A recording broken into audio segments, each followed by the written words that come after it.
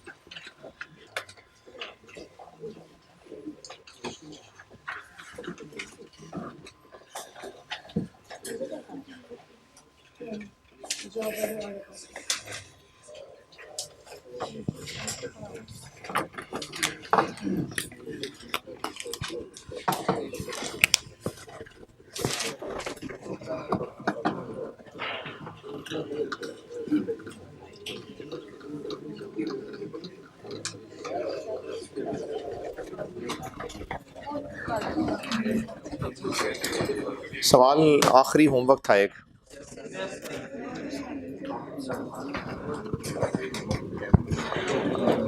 Question number 5 autumn 16 आखिरी homework था ये, आखिरी।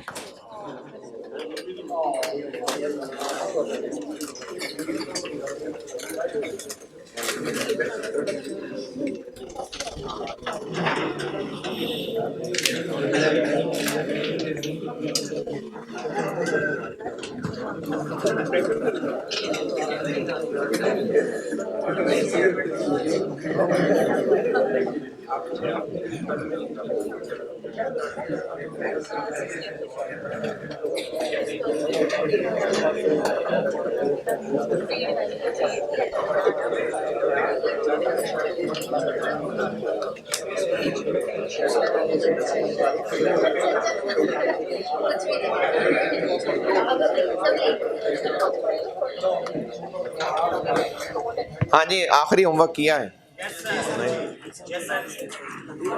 नहीं किया।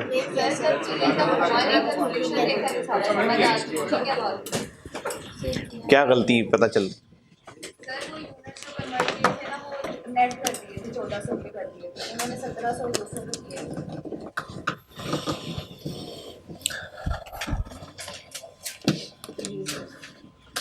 किए। ये ऑटम 16 किया किसने है? आखिरी होमवर्क। ठीक, कल वाले सवाल ही जैसा था बिल्कुल, सिर्फ इतना था कि इसमें बैच दिया हुआ था, बैच, और हमें कंट्रीब्यूशन निकालनी थी पर यूनिट या पर बॉटल। सवाल की रिक्वायरमेंट है सेल प्राइस पर यूनिट और units to be sold. Sale price per unit तो हम निकाल लेंगे 0.8 से सॉल्व करके। Units to be sold actually पूछे में, अगर इंक्रीमेंटल प्रॉफिट 10 मिलियन कमाना है तो इंक्रीमेंटल। ये कल वाले सवाल की तरह क्यों होना था? क्योंकि कल के वाले के बाद दिया था। डेटा ही सिर्फ Z13 का है, बाकी एग्जिस्टिंग काम का डेटा ही नहीं है। तो डेटा ही चूंकि सिर्फ उस नए काम का है, तो सारा प्रॉफिट उस नए ने तो नहीं कमा के देना ना बिजनेस को, तो सिर्फ इसलिए इंक्रीमेंटल पोर्शन ही सॉल्व होगा। फिक्स कॉस्ट भी सिर्फ इंक्रीमेंटल वाली, और यूनिट्स और टारगेट प्रॉफिट भी वो इंक्रीमेंटल वाला ही, वो उन्होंने 10 मिलियन दे दिया। इसमें जो जो मसला हो सकता है वो बता देता हूँ, उसके अलावा जो पूछना हो फिर पूछ लीजिएगा, क्योंकि आखिरी होमवर्क डिस्कशन है। खर्चे बताए हुए हैं बैच के।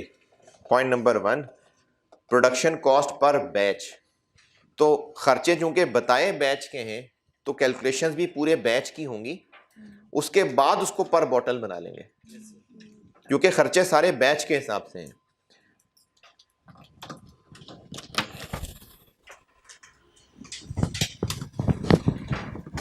जिन्होंने नहीं भी किया तो वो भी साथ देख लें।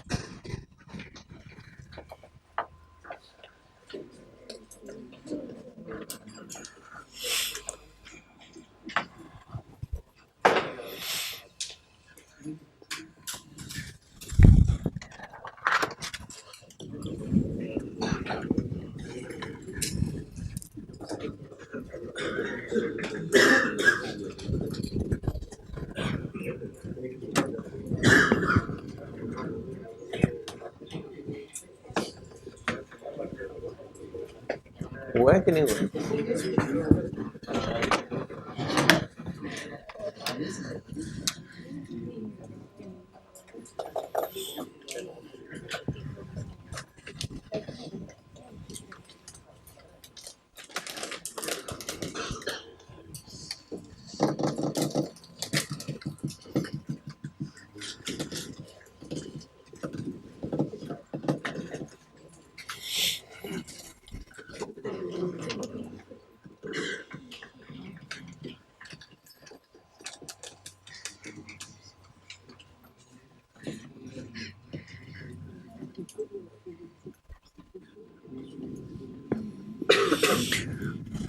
चूंकि खर्चे दिए हुए हैं पर बैच, इसलिए हमें पहले कॉस्ट कैलकुलेशन बैच की करनी पड़ेगी।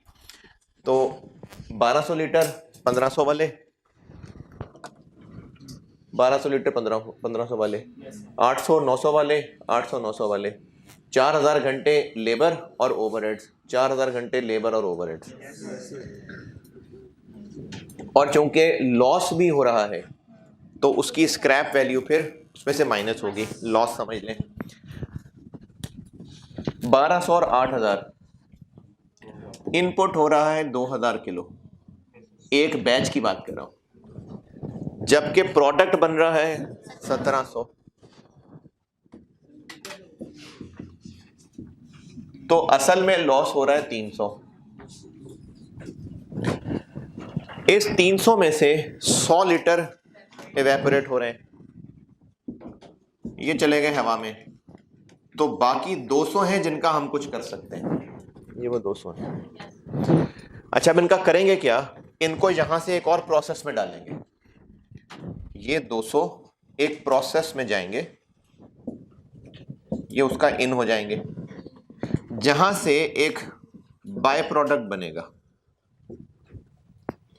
और इस प्रोसेस में लॉस होगा 2%। किसका 2%? 2% ऑफ आउटपुट।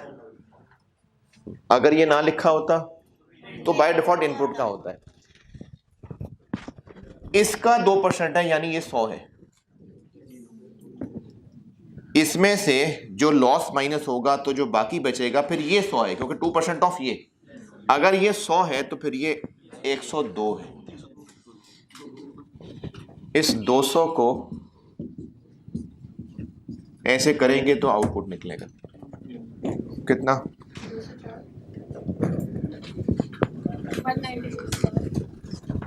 196, बल्कि सॉरी 225। ये 200 से 225 बनेगा, ये 225। देखिए 200 लीटर है ना, उस 200 लीटर को फिर सुखाएंगे या जो भी प्रोसेस करेंगे, मैं ऐसे ही कहना सुखाएंगे, फिर वो बन जाएगा सॉलिड। 200 लीटर है, इसको शायद ड्राई करके या वैसे ही कोई भी काम करना होगा, उस काम का नहीं बताया, बस ये कहा है कि उससे 200 केजी वेस्ट सॉलिड बन जाएगा। अब ये 200 लीटर से 225 कैसे बनेगा? कोई होगा केमिकल केमिस्ट जाने इनका। 200 लीटर को किसी प्रोसेस से सॉलिड वेस्ट बनाएंगे? नहीं, पता नहीं। देखें ये जो इधर पैराग्राफ है ना, इसमें सिर्फ इतना लिखा है कि जो 200 लीटर ऑफ वेस्ट होगा ये एक सॉलिड वेस्ट में बन जाएगा, 200 लीटर 225 किलो में कन्वर्ट हो जाएगा। कैसे होगा, कितना खर्चा लगा के होगा, नहीं पता, कुछ नहीं बताया, इसमें कहीं खर्चा का नहीं बताया। अब वो ड्राई करके होगा, वैसे ही होगा, जैसे भी होगा, 225 किलो वेस्ट बन गया। अब ये 225 किलो एक और प्रोसेस में जाएगा और वहां से एक बाय प्रोडक्ट बनेगा, वो बाय प्रोडक्ट है जो बिकेगा। पॉइंट नंबर 3 और पॉइंट नंबर 4, जब ये बाय प्रोडक्ट बनेगा तो पहले तो बात यह है कि कितने किलो बनेगा। वो 221 कर लें, चलें 20.5 कर लें, कोई मसला नहीं। इतने किलो ये बाय प्रोडक्ट बनेगा। 221। और हम यहां बात शुरू यहां से की थी कि cost per batch material, labour, variable overheads, और जो वेस्टेज है उसकी रिकवरी यहाँ से लेस होनी है। तो चूंकि ये एक बैच की बात हो रही है तो इस पूरे बैच से कितना वेस्ट बन जाएगा? 225। उस पूरे 225 से कितना बाय प्रोडक्ट बन जाएगा? 221। वो पूरा 221 कितना नेट कमा देगा? वो इतना कमा देगा। एनआरवी जी।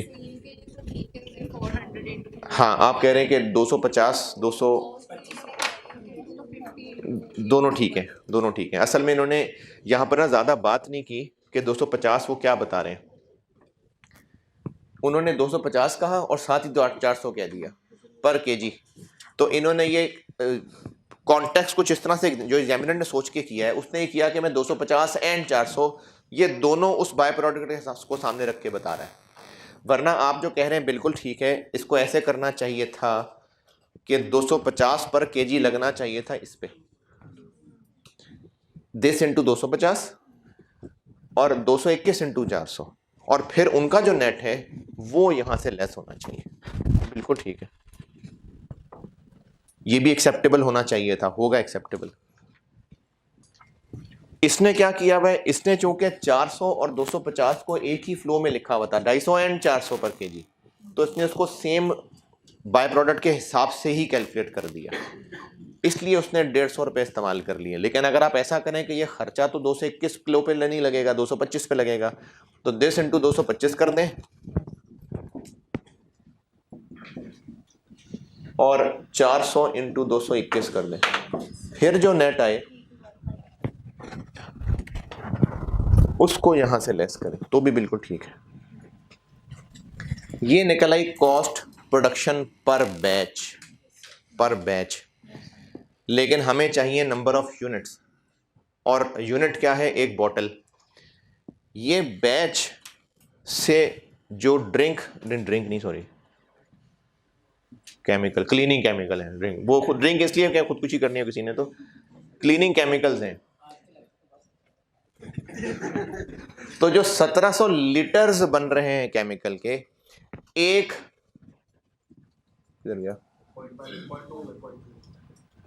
ये एक बॉटल में इतने लीटर्स होते हैं, और Z13 का यूनिट क्या है? एक बॉटल। तो ये जो सवाल की रिक्वायरमेंट पूछा हुआ था, number of units to be sold, तो बॉटल्स टू बी सोल्ड। अभी इस वक्त ये कैलकुलेशन किसकी की है? एक बैच की। पर बॉटल तक ले जाना है तो एक बैच में बॉटल्स कितनी होती हैं? एक बैच में इतनी बॉटल्स होती हैं, क्योंकि एक बैच से 1700 लीटर बन रहा है और एक बॉटल में 1.25 लीटर है, तो इससे नंबर ऑफ बॉटल्स निकलेंगे। इस कॉस्ट पर बैच को number of bottles per batch से डिवाइड करेंगे तो कॉस्ट पर बॉटल आ जाएगी।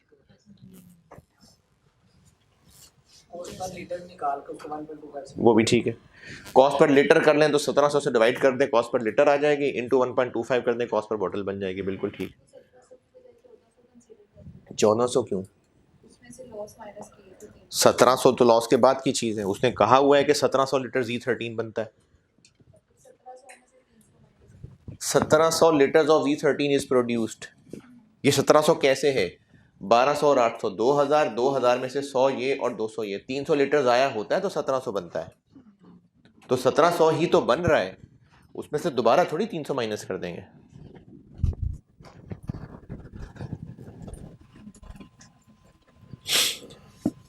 Production variable cost per bottle और सेलिंग कॉस्ट पर बॉटल ये बताई हुई है। Variable selling overheads eight 175 per unit, मतलब पर बॉटल, ये साथ ऐड हो गया तो वेरिएबल कॉस्ट पर बॉटल बन गई।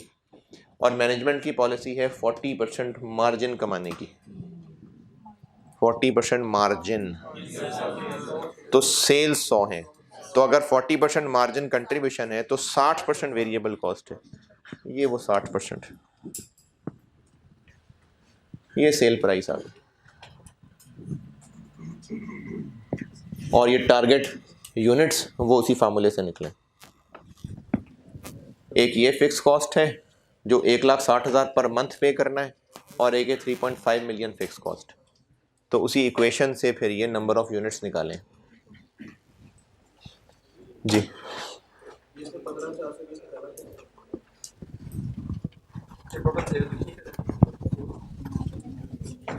सेल प्राइस निकाल चुके, वेरिएबल कॉस्ट निकाल चुके, इनटू यूनिट्स ये करने हैं fine, minus total fix cost. एक फिक्स कॉस्ट है जो पर मंथ 160,000 देना है, और एक फिक्स कॉस्ट है जो 3.5 मिलियन देना है।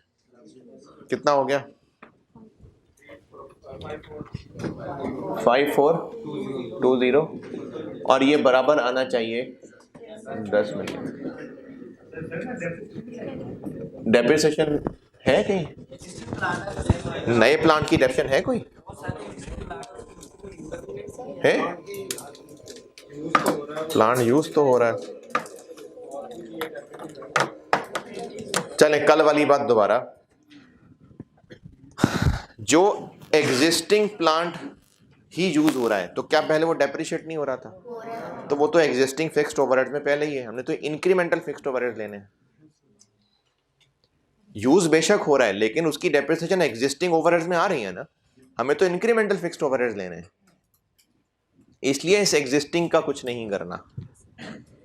यूज हो रहा है तो होता रहे। क्या वो जो लोग फैक्ट्री मैनेजर इसको नहीं ध्यान से देख रहा होगा इस प्रोडक्शन को, तो उसकी सैलरी भी फिर यहाँ आनी चाहिए। नहीं, अगर दी होती तो उसको भी कंसिडर करते हैं।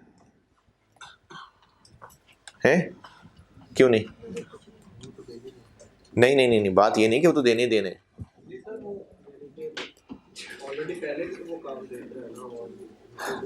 जो बिजनेस के एग्जिस्टिंग फिक्स्ड ओवरहेड्स हैं उसमें उसकी सैलरी ऑलरेडी आ रही है।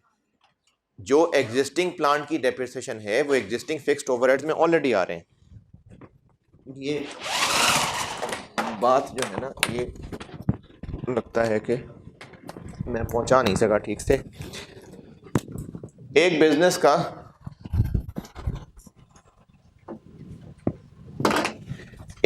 का एग्जिस्टिंग काम है, इससे बिजनेस कुछ प्रॉफिट कमाता है।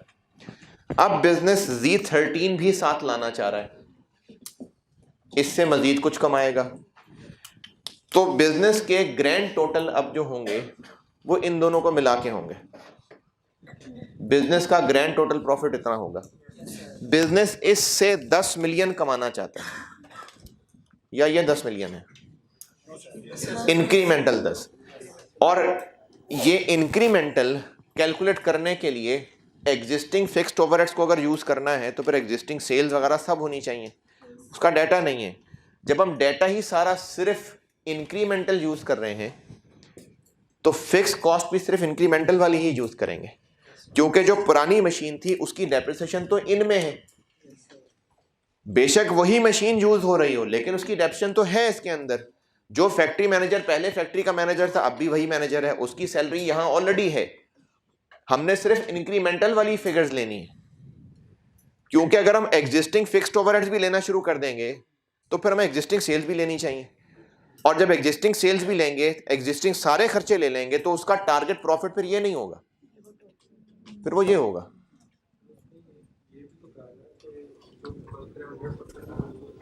जी, फिक्स्ड ओवरहेड्स में इस तरह से हमने परसेंटेज लेनी होती, यानी जो मशीन पहले थी वो पूरी यूज नहीं होती थी तो उसकी डेप्रिसिएशन भी पूरी नहीं लिखते होंगे। पूरी लिखते थे ना, तो उसकी डेप्रिसिएशन तो पहले भी पूरी लिखते थे। ऑटम 16 आखिरी होमवर्क और आखिरी डिस्कशन।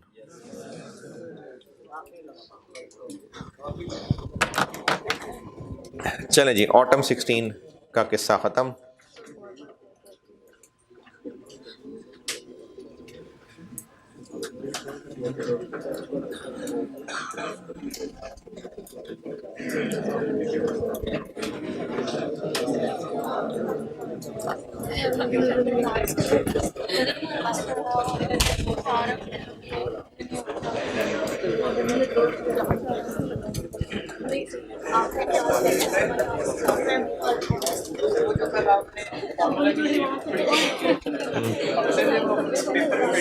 कौन से फार्मूले की शेप चेंज की थी? हाँ हाँ,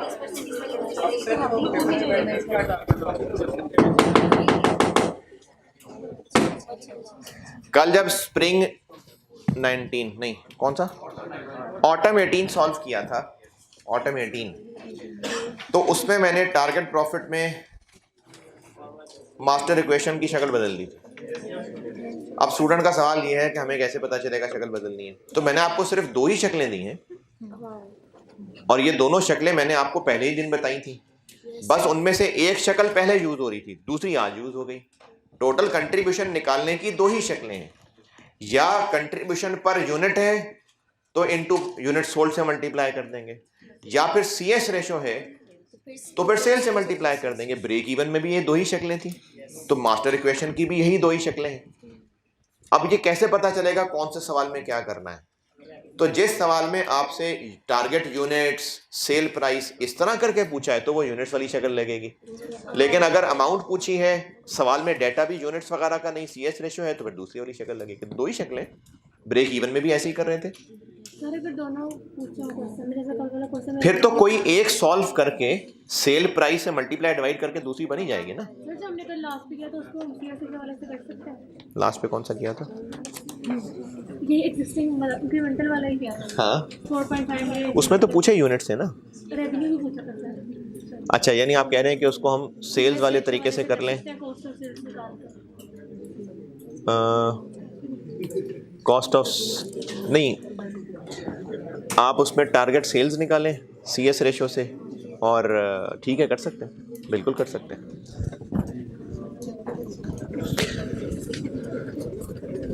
अच्छा एक ना देखिए,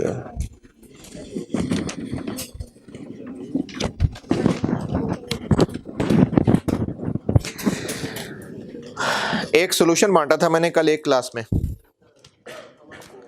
ऑटम 19 क्वेश्चन नंबर 1। तो जिनको ये नहीं मिला था वो रखिएगा, जो इधर उधर फेंक फूंक आए वो नहीं।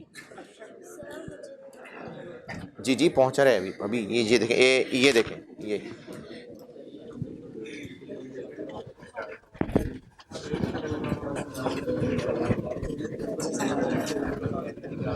ये सवाल मल्टीपल प्रोडक्ट्स ब्रेक इवन का सवाल है, ये करना आप नहीं है, लेकिन मैं इसकी डिस्कशन पूरी कर रहा हूँ क्योंकि होमवर्क तो बस आखिरी था, तो इसकी मैं अभी डिस्कशन कर देता हूँ। करना ही आप नहीं है सवाल, और इसमें फिर अपने फॉर्मेट पे सॉल्यूशन दे दिया आपको। आई कैप का सॉल्यूशन से मुझे बिल्कुल इत्तेफाक है, लेकिन वो एक डिफरेंट तरीके से मल्टीपल प्रोडक्ट को लेकर चला करते हैं, तो मैंने इसलिए आपको जैसे सिखाया था ये वैसा सॉल्यूशन दिया है। पहुंच जाए आप तक तो बात करता हूँ, आप लोग पढ़ लें, उतने में सवाल पढ़ लें। क्वेश्चन 1 ऑटम 19 पढ़ लीजिए, मैं बोर्ड पे नहीं करने लगा इसको, इसकी 1-2 मुश्किल कैलकुलेशंस कर रहा हूं बस डिस्कस, ये करना आप नहीं है। Autumn 19 question number 1।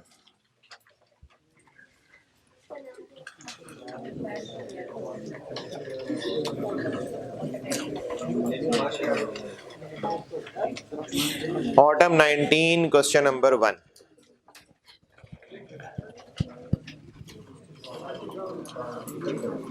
अच्छा, हमने ना वैसे प्रैक्टिस अच्छी खासी की है। आप अगर पिछले अटेम्प्ट गिनना शुरू करें, मैं अभी कल हिसाब लगा रहा था, तो ऑटम 21 से उल्टा चलें तो हमने सारे ही सवाल किए हैं। जो नहीं किए हुए वो सिलेबस वाले नहीं है जो नहीं किए हुए, वरना डिसीजन मेकिंग के भी पिछले सारे सवाल कर लिए। 16 तक गिनते जाएं तो सारे ही हो गए हुए हैं। टोटल 120 से ऊपर हो गए क्लास और होमवर्क मिला के।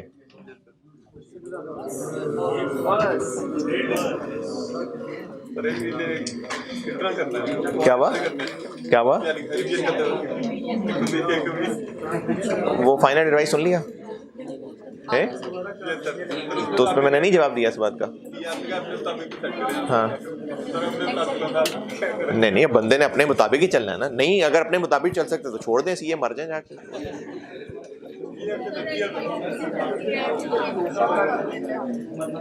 मैंने तो कहा था कि 1 वीक डिले कर लें, लेकिन डिसीजन है तो डिसीजन। ऑटम 19 क्वेश्चन 1 कहा है, पढ़ लें। मैं ये सॉल्व नहीं करने लगा, डिस्कस कर रहा हूं। अच्छा सवाल है, विदाउट डिस्कशन छोड़ना नहीं चाह रहा, लेकिन अच्छा सवाल है, करना भी आप ही को चाहिए। ये आप अपनी तैयारी पढ़ाई करते हुए जब भी करनी हो है, पता नहीं यार, मेशिएटो हो गया, ऐसा कोई नाम है, ML है नाम, ML।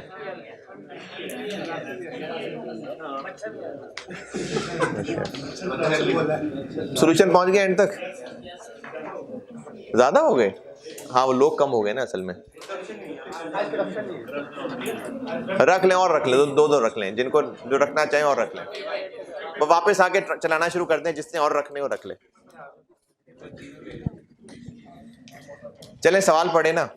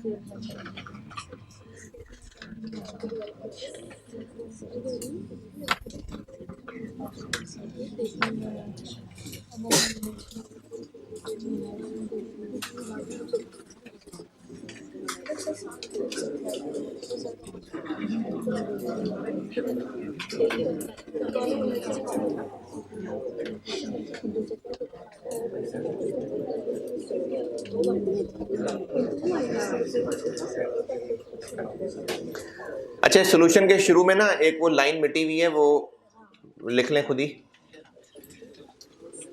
सॉल्यूशन के शुरू में देखें, ये जो पेज दिया आपको, ये रग्स हैं और ब्रैकेट में 35326 इंटू 4/5 है।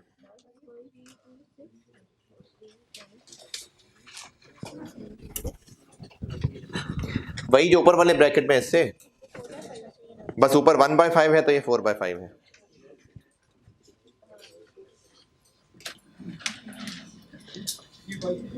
क्या जी, क्या वैल्यू?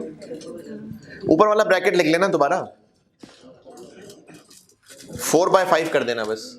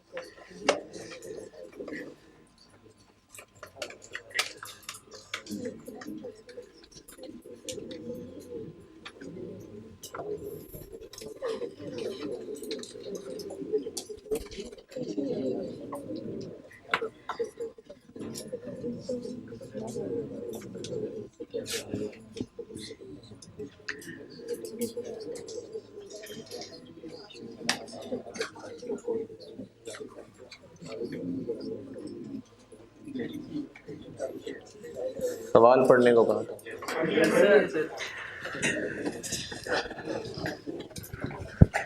बजटेड इनकम स्टेटमेंट दी हुई है और जिस साल की बजटेड इनकम स्टेटमेंट है इसी साल की ही रिक्वायरमेंट है।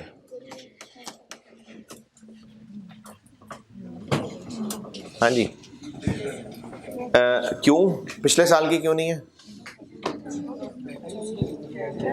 नया बिजनेस शुरू हो रहा है तो उस नए बिजनेस की बजटेड इनकम स्टेटमेंट है सामने, कितने यूनिट्स की है ये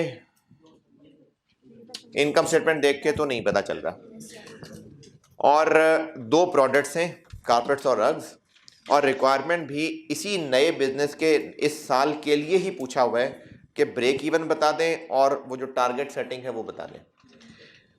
मल्टीपल प्रोडक्ट है, ब्रेक इवन कैसे निकलेगा? वेटेड एवरेज, किसका वेटेड एवरेज?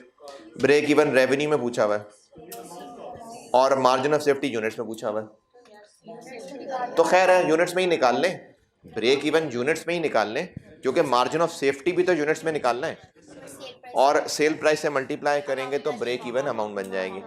ठीक है, मल्टीपल प्रोडक्ट्स हैं तो हमें वो weighted average contribution per unit निकालना पड़ेगा।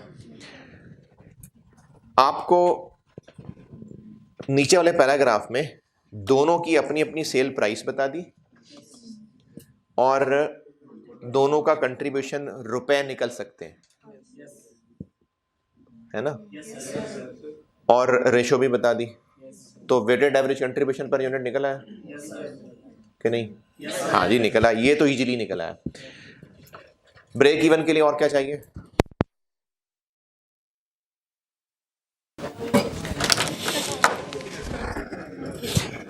जी कंट्रीब्यूशन पर यूनिट निकल आएगा, सेल प्राइसेस भी हैं दोनों की, सीएस रेशियो भी है, तो कंट्रीब्यूशन पर यूनिट निकल आएगा।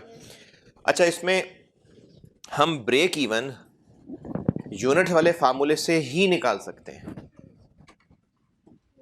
क्यों? या फिर सिर्फ सीएस रेशियो वाले फार्मूले से ही निकाल सकते हैं? दोनों में से जिससे मर्जी निकालने नहीं, मल्टीपल प्रोडक्ट्स में दोनों में से जो मर्जी फार्मूला लगा लें, नहीं। फिर कैसे फैसला करते हैं? रेशो देख के, तो रेशो देख के फैसला होता है, तो या तो यूनिट्स वाला फार्मूला लगना था या रेवेन्यू वाला लगना था, दोनों में से कोई भी नहीं लग सकता। ये रेशो जो 1:4 है, ये सेंटेंस अगर आप देखेंगे तो क्लियरली तो नहीं पता चल रहा कि ये यूनिट्स की रेशो है या अमाउंट की रेशो है, लेकिन जिस तरह से आप carpets and rugs would be sold in the ratio of 1:4, ये यूनिट्स की रेशो, ये यूनिट्स की रेशो है, ये जो 1:4 है ये यूनिट्स की रेशो है, तो इसलिए हम ब्रेक इवन का फार्मूला यूनिट्स वाला ही लगाएंगे। Contribution per unit weighted average निकल आएगा। Total fix cost, total fix cost, हाँ जी, टोटल कॉस्ट में से तो वेरिएबल कॉस्ट कितनी? वो कॉस्ट ऑफ गुड्स सोल्ड और ऑपरेटिंग एट होगी और 60% होगी, मतलब ऑपोजिट सीएस रेशियो जो है उसका ऑपोजिट लेंगे, यानी वेरिएबल कॉस्ट। सीएस रेशियो कैसे निकालेंगे? नहीं sir, variable cost minus, variable cost कैसे निकालेंगे? वो यूनिट्स निकाल के वेरिएबल है, हमें तो पर यूनिट पता है, टोटल तो नहीं पता। सेल प्राइस पे लगा देंगे ना, सीएस रेशियो माइनस करके फिर वो वेरिएबल कॉस्ट आ जाएगी। क्या क्या क्या क्या क्या क्या क्या? सेल प्राइस इनटू सीएस, ये वाला, तो ये सेल किसकी? तो वेटेड एवरेज सेल से ऐसे निकालें, वेटेड एवरेज सेल प्राइस निकाल लें कि टोटल सेल्स? हाँ ठीक है, ठीक है, शाबाश, बिल्कुल ठीक है। हमें ना टोटल वेरिएबल कॉस्ट निकाल के वो इनमें से माइनस करना है तो फिक्स कॉस्ट मिलनी है, और टोटल वेरिएबल कॉस्ट नहीं पता, इसलिए नहीं पता क्योंकि यूनिट्स नहीं पता। देखें, अगर आप सीएस रेशो लगा भी लें तो दोनों की अपनी अपनी सीएस रेशो है, अब कैसे पता टोटल में से किसकी वेरिएबल कॉस्ट कितनी है, किसके कितने यूनिट्स हैं? तो ना इसमें सीएस रेशो से चल सकते हैं, इसमें हमें टोटल वेरिएबल कॉस्ट निकाल के टोटल कॉस्ट से माइनस करना है तो फिक्स कॉस्ट मिलनी है। कारपेट की वेरिएबल कॉस्ट और रग्स की वेरिएबल कॉस्ट निकालनी हो तो 24,000 में से अगर कंट्रीब्यूशन 25% है तो वेरिएबल कॉस्ट इतनी है, और रग्स की 4,000 में से ये 18,000 18,000 और 3200। 3200। हमें ना इनके यूनिट्स नहीं पता। अगर नंबर ऑफ यूनिट्स पता हो, तो नंबर ऑफ यूनिट से मल्टीप्लाई कर लें, total contribution, total variable cost आ जाएगी।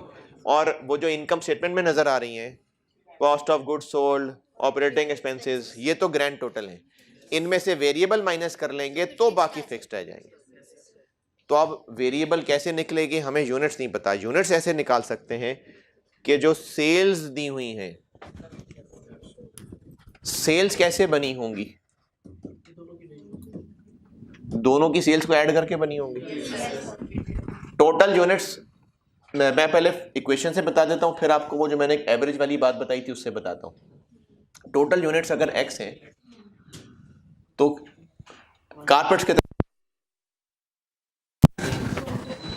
कारपेट कितने बेचे होंगे, 1/5x। और एक कारपेट कितने का बेचा होगा, और रग्स कितने बेचे होंगे, और एक बेचा होगा। ये कारपेट्स की सेल्स, ये रग्स की सेल्स। यहां से टोटल यूनिट्स निकल आएंगे। इसको सॉल्व करें तो टोटल यूनिट्स निकल आएंगे। कर ही लें बल्कि, या चले ऊपर से ही देख लें। 6 to 500। इनमें से 1/5 और 4/5, 12,500। ये हैं इनके यूनिट्स जो ऊपर इनकम स्टेटमेंट बजटेड में नजर आ रहे होंगे। इनकी वेरिएबल कॉस्ट निकलेगी, फिर टोटल से माइनस करके बाकी टोटल फिक्स कॉस्ट निकलेगी। ये पार्ट ए होगा।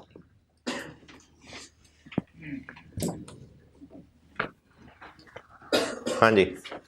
और एवरेज वाली मैंने एक बात की थी कि अगर हमने कुछ यूनिट्स को कोई प्राइस लगानी है, तो अगर आप प्राइस का ही एवरेज कर लें तो वही सारे यूनिट्स पे लगा दें। तो अगर आप इस 24,000 के इससे और 4,000 को इससे वेटेड एवरेज कर लें तो एक वेटेड एवरेज सेल प्राइस आ जाएगी। उसको उससे डिवाइड करें तो टोटल यूनिट्स आ जाएंगे।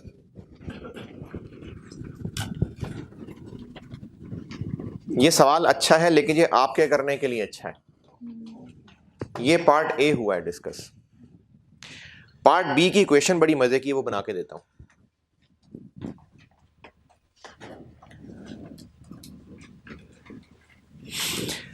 पार्ट ए हो जाएगा, पार्ट बी की इक्वेशन बना के देता हूं। पार्ट बी में उसने कहा है कि इतने नंबर ऑफ यूनिट्स बताएं कि हम जितना प्रॉफिट कमाना चाहते हैं वो कमा लें। और अब की बार उसने वो प्रॉफिट अमाउंट नहीं बताई, सेल्स की एक परसेंटेज बता दी। इक्वेशन देखें,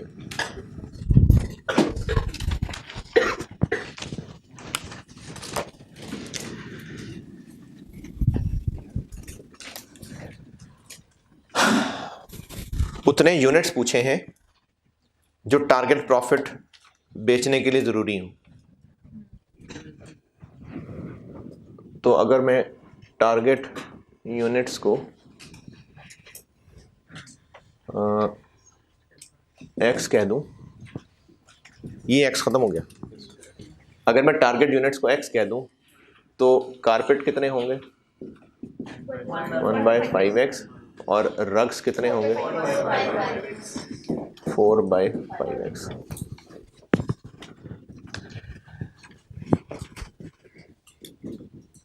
और इन यूनिट्स के हिसाब से जब सेल्स निकालेंगे तो सेल्स निकलेंगी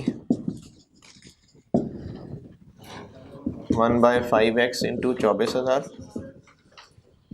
प्लस 4/5x इंटू 4,000, कितनी निकलेंगी, 8,000 x।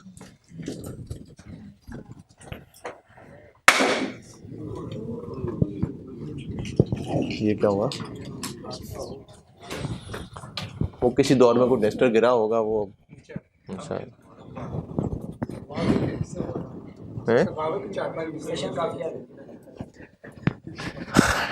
टारगेट देखें, वो जो फार्मूला लिखते होते हैं ना हम, sale price into variable cost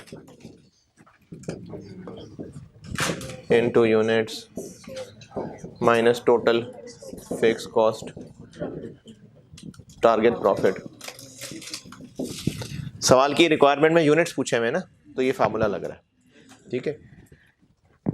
अब इसको अगर मैं प्रॉफिट की फिगर यहां लिखनी है, तो प्रॉफिट कितना, 10%। जितनी टारगेट सेल्स होंगी उनका 10%, ये टारगेट सेल्स होंगी, तो इसका 10%, 800x, लेकिन ये पैट है, 65 ये है x, हमने किसको कहा है, यूनिट्स को ना।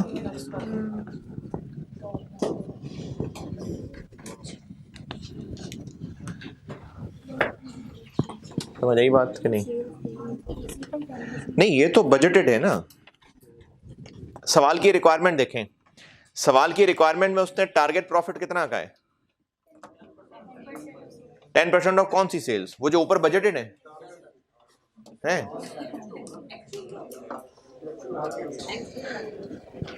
देखें, जो आपको एक बजटेड इनकम स्टेटमेंट दे दी सवाल के शुरू में, वो एक बजटेड इनकम स्टेटमेंट है। अब रिक्वायरमेंट में वो पूछ रहा है कि determine the number of, requirement B, determine the number of carpets and rugs that must be sold if MPL wishes to maintain profit after tax equivalent to 10% of sales. तो कौन सी सेल्स का 10%? जो अब हम सेल्स निकालने लगे हैं उन्हीं का 10%, या वो जो ऊपर बजट किसी ने बनाया था उनका 10%? जो बनाने लगे उसी का 10% ना। नहीं, लेकिन सवाल की रिक्वायरमेंट बी की आप कॉन्टेक्स्ट देखें ना, कि रिक्वायरमेंट बी में बात क्या हो रही है। वो कह रहा है जी आप उतरे कारपेट और रग्स बेचने बताएं कि हम अब जो पैट कमाएं वो सेल्स का 10% हो। अच्छा चले इसको ऐसे कह लें, मेंटेन, सेल्स का 10% पैट मेंटेन रहे, तो जितना अब करना होगा उसी का 10% होगा, तो वो मेंटेन रहने वाली बात हो रही है ना। To maintain PAT equivalent to 10% of sales. जी, फिक्स कॉस्ट तो वही होगी।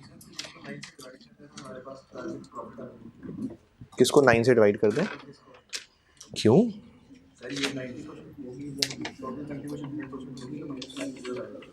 क्या क्या क्या क्या?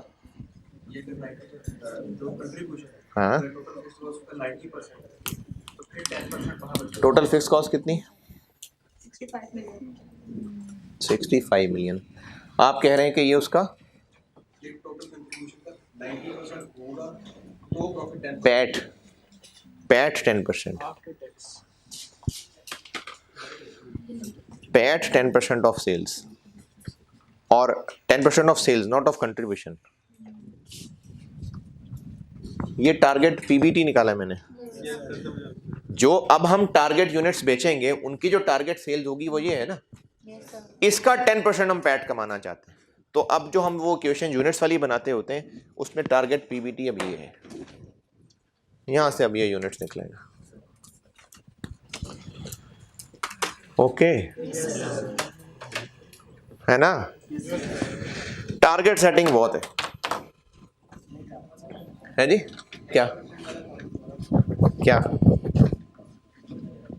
समझ नहीं आया? क्या समझ आया वो बताएं, जितना समझ आया।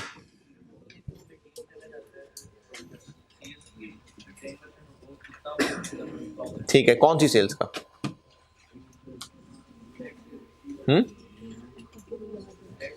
हम कितनी सेल्स करें कि जो पैट आए वो सेल्स का 10% हो? कौन सी सेल्स का 10%? नहीं, जो हम अब सेल्स टारगेट निकालना चाह रहे हैं, या वो जो ऊपर बजटेड सेल्स हैं? जो ऊपर आपको इनकम स्टेटमेंट में सेल्स लिखी नजर आ रही है 500 मिलियन की, उनका 10% वो पैट कमाना चाह रहा है, उनका 10% पैट कमाना चाह रहा है। रिक्वायरमेंट बी में पूछा क्या है? नहीं, क्या कितने यूनिट्स कारपेट और रग्स के बेचें to maintain 10%, to maintain PAT equal to 10% of sales. किन सेल्स का 10%? जितना हम पार्ट बी में बेचना चाह रहे हैं वो पूछ रहा है, उनका 10% या जो ऊपर बजटेड है उनका 10%? ऐसा क्यों लग रहा है? मतलब और भी लग रहा है किसी को? लग रहा है सर ऐसे ही किया, सारे पहले में ऐसे किया। नहीं, वो तो खैर 800 वाला तो मसला नहीं है। इस वक्त बात ये हो रही है कि 10% किसका। हाँ, देखिए इस पॉइंट से ही ये बात, इसके फ्लो से ही पता चल रही है कि जिस तरह से पूछा हुआ है कि determine the number of carpets and rug that must be sold if MPL wishes to maintain PAT equivalent to 10% of sales। जितनी सेल्स करना बताएं, कम से कम कितनी सेल्स करें कि जो पैट आए वो सेल्स का 10% आए। किस सेल्स का? जो हम करें, हम कम से कम कितनी सेल्स करें कि पैट उन सेल्स का 10% आए। अच्छा, तो जितनी मर्जी करें 10% ही आएगा, तो रोक कौन रहा है? यानी इसमें मुश्किल क्या है कि जितनी मर्जी सेल्स करें 10% ही निकाल लें फिक्स कॉस्ट की वजह से।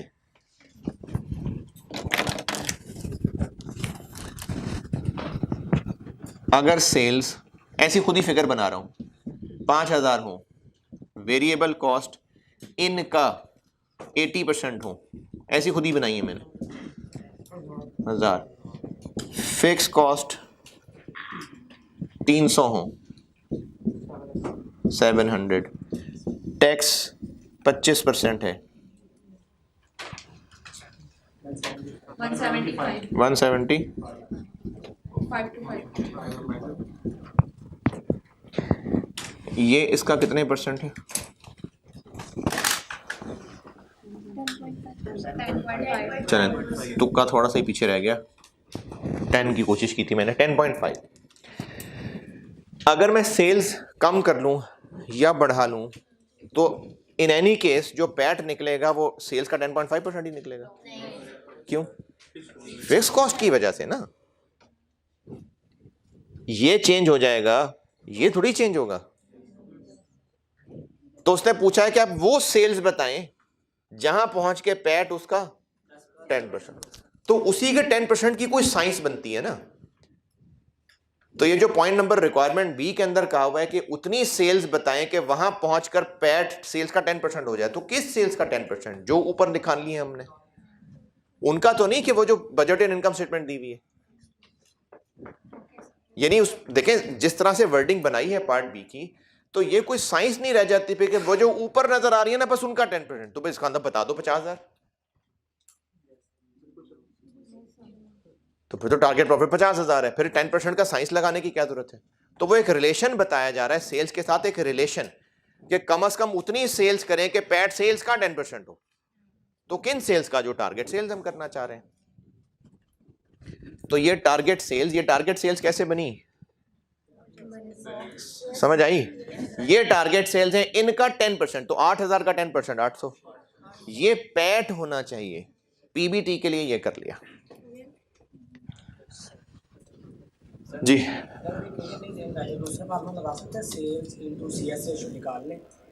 कैसे बताएं? सीएस कैसे निकालेंगे?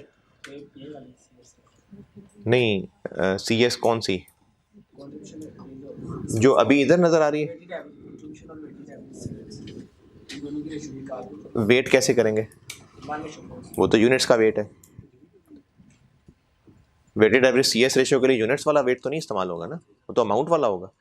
मल्टीपल प्रोडक्ट ब्रेक इवन के अंदर यही तो ज़्यादा खास बात थी, तभी तो फैसला करना था कि फार्मूला ब्रेक इवन यूनिट्स वाला लगाना है कि सीएस वाला लगाना है। रेशो पे डिपेंड करता है ना, यूनिट्स की रेशो अमाउंट की रेशो नहीं होती। तो वेटेड एवरेज सीएस रेशो निकालने के लिए 1/4 नहीं हो सकता इस्तेमाल, तो इसलिए करना यूनिट्स वाले तरीके से ही है।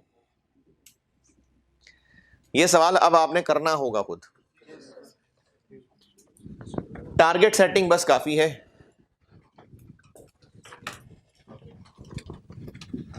बाकी जो सवाल हैं उनको मैंने इस तरह से बांटा है कि मैनेजमेंट ने कोई एक्शन लिया होगा या लेना होगा, बस पूछ रहे होंगे कि अब बताएं प्रॉफिट कितने होंगे। जी कहां पर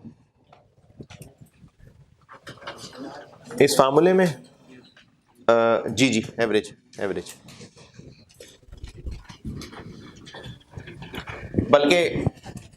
बल्कि ठीक है, अच्छा सवाल पूछा है। ये क्या होता है? कंट्रीब्यूशन। तो कंट्रीब्यूशन पर यूनिट हमने ना वेटेड एवरेज निकाला हुआ है, वो 1890 बनता है। 1840 वो 1840।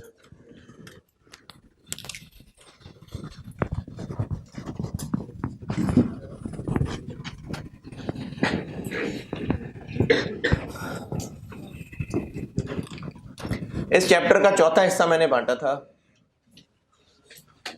कि कोई ना मैनेजमेंट ने कोई एक्शन करना होगा, कोई डिसीजन करना होगा, किया होगा या करना होगा, और आपसे कह रहे होंगे कि बताएं इससे प्रॉफिट्स पे क्या फर्क पड़ेगा। अच्छा, डिसीजन मेकिंग में हम करते थे कि ये काम करना है या नहीं करना है, ये डिसीजन मेकिंग थी। इसके सवाल में वो कह रहा हूं कि कोई एक एक्शन मैनेजमेंट प्लान कर रही होगी और आपसे सिर्फ इतना पूछा होगा कि इस एक्शन के मुताबिक प्रॉफिट कितना निकलेगा। ये नहीं बताना होगा आपने कि करें या ना करें, इतनी औकात नहीं है, बस चुप करके बताओ करना क्या है, प्रॉफिट कितना निकलेगा। तो इसमें डिसीजन मेकिंग नहीं हो रही है, तो इसमें हम सिर्फ और सिर्फ उस नए डाटा के मुताबिक प्रॉफिट निकाल रहे होंगे और इसमें कोई गाइडेंस नहीं है। ये सवाल के हिसाब से देखना होगा कि क्या क्या फर्क पड़ रहा है। हाँ, बाकी फार्मूले लग रहे हैं, वो कंट्रीब्यूशन, वो जरूर रिलेशन इस्तेमाल हो रहे होंगे, तभी तो इस चैप्टर का सवाल है। Contribution per unit, fix cost, break even, margin of safety, वो इस्तेमाल जरूर हो रहे होंगे रिलेशन, लेकिन सवाल में रिक्वायरमेंट में ब्रेक इवन नहीं रिक्वायर कर रहा होगा। वो कह रहा होगा कि ये एक्शन लिया है मैनेजमेंट ने, अब बताएं प्रॉफिट्स कितने निकलेंगे। तो किसी ना किसी एक्शन का इफेक्ट बताना होगा।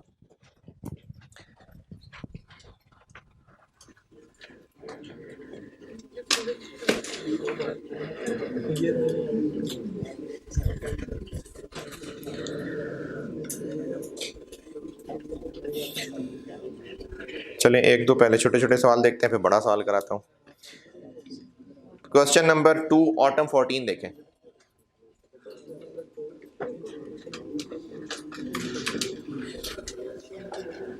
Question number 2 autumn 14।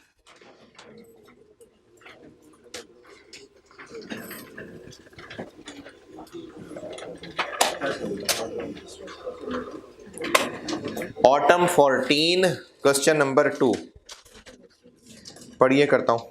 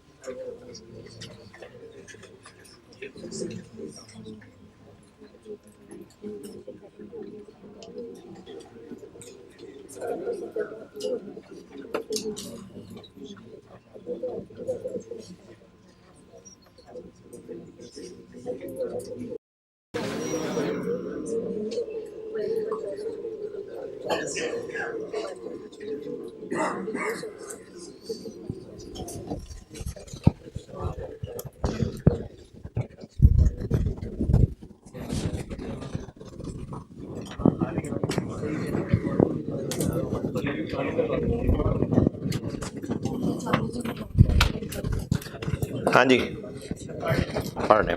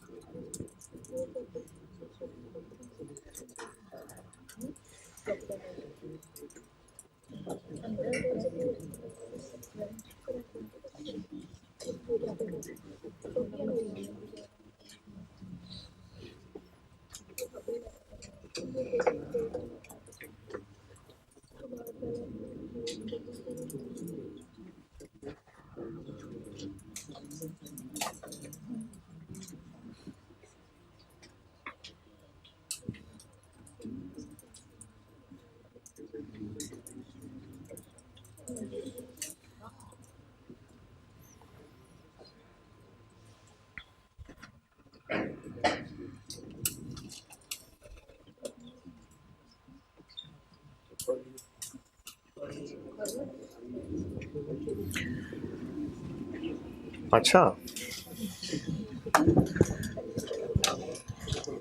अभी इस वक्त एग्जिस्टिंग सिनेरियो ये है कि बिजनेस 70% पे ऑपरेट कर रहा है.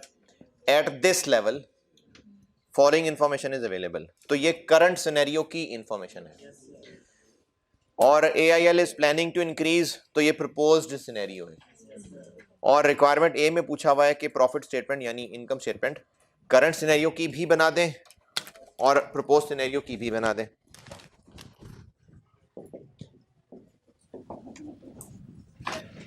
Current scenario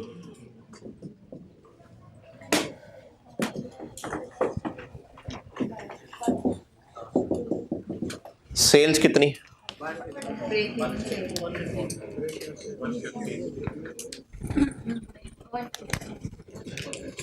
break even they दी है और मार्जिन ऑफ सेफ्टी भी बता दिया, तो दोनों को ऐड कर दे. देखा कितना आसान था. CVP 125 plus 25 150. वेरिएबल कॉस्ट्स ये कैसे निकालें? 20% कंट्रीब्यूशन मार्जिन है, तो 150 का 80% 120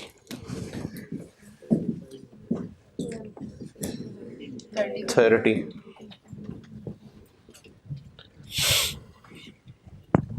फिक्स कॉस्ट तो नहीं है.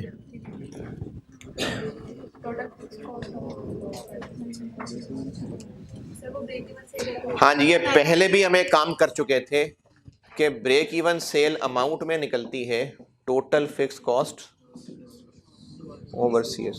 ये पहले भी एक सवाल में फिक्स कॉस्ट निकाली थी.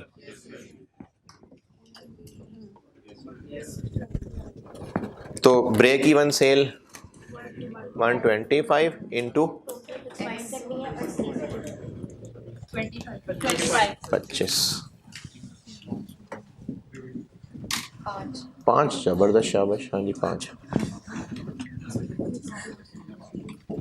ये हो गई करंट सिनेरियो की इनकम स्टेटमेंट. हाँ जी बस यही होती है. हाँ हाँ एक ही चीज.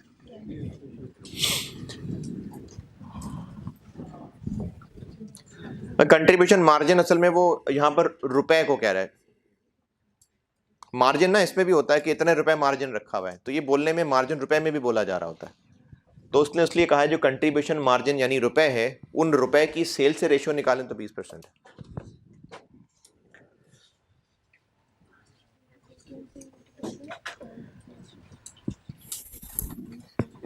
Current scenario, proposed scenario.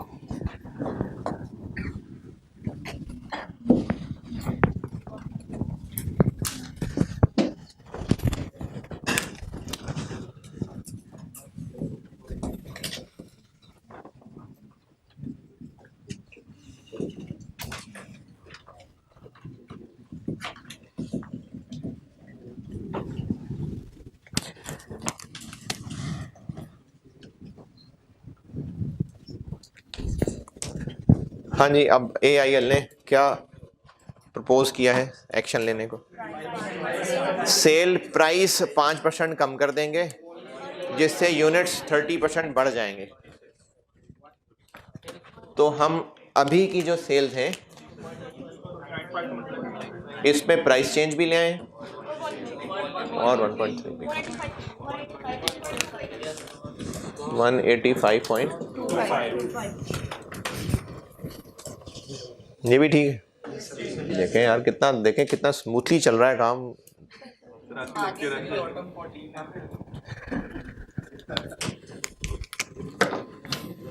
हाँ ये है कि ऑटम 14 है ये।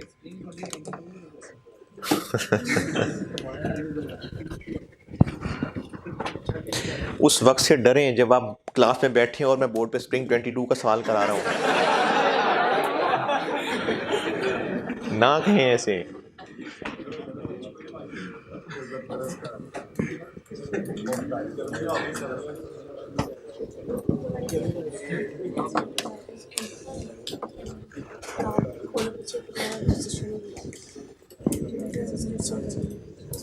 वेरिएबल कॉस्ट में क्या चेंज आएगी?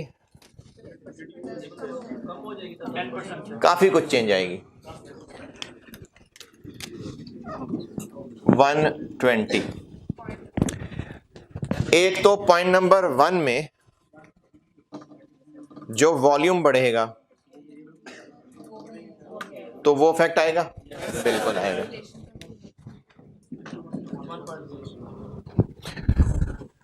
और उसके अलावा इन्फ्लेशन का इफेक्ट आएगा।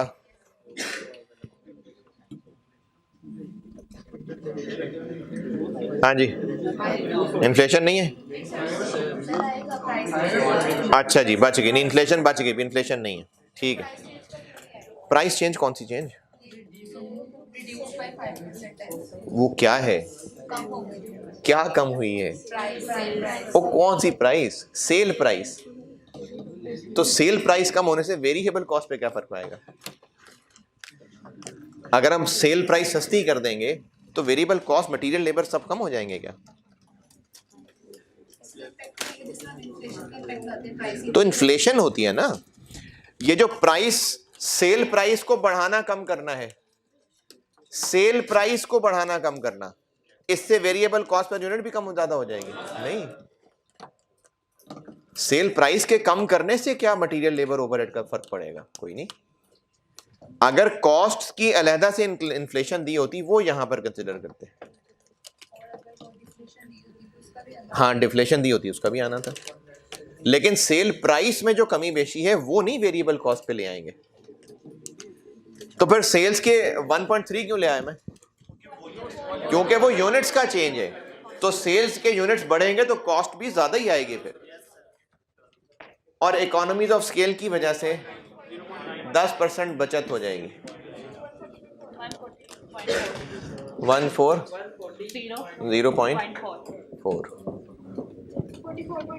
44.85 ये हो गया कंट्रीब्यूशन। और इसमें से माइनस कर देते हैं फिक्स कॉस्ट। क्या जी? 0.9 आया आखिरी पॉइंट से। इकोनॉमी ऑफ स्केल की वजह से प्रोडक्शन कॉस्ट कम हो जाएगी। फिक्स कॉस्ट जितनी पहले थी उतनी ही रहेंगी। एक तो नए एसेट की डेप्रिसिएशन आ जाएगी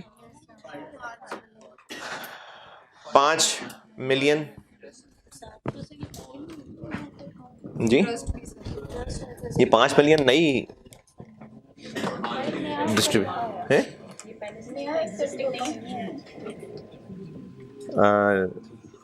Increase in sales would require additional investment of 40 million in distribution vehicles, यानी नई गाड़ियां खरीदेंगे तो फिर डेप्रिसिएशन भी मजीद है। ये पुरानी गाड़ियों की होती होगी डेप्रिसिएशन, वो इसमें है, लेकिन ये जो मजीद गाड़ियां हैं ये उनकी डेप्रिसिएशन है। और वर्किंग कैपिटल आप समझ लीजिए loan, working capital finance, working capital finance overdraft, working capital finance overdraft समझ लें आप, लोन ही है। तो इस पे जो इंटरेस्ट है ये फिक्स्ड है कि वेरिएबल? फिक्स्ड है। तो कितना लोन लेना होगा? 40 का लोन लेना होगा।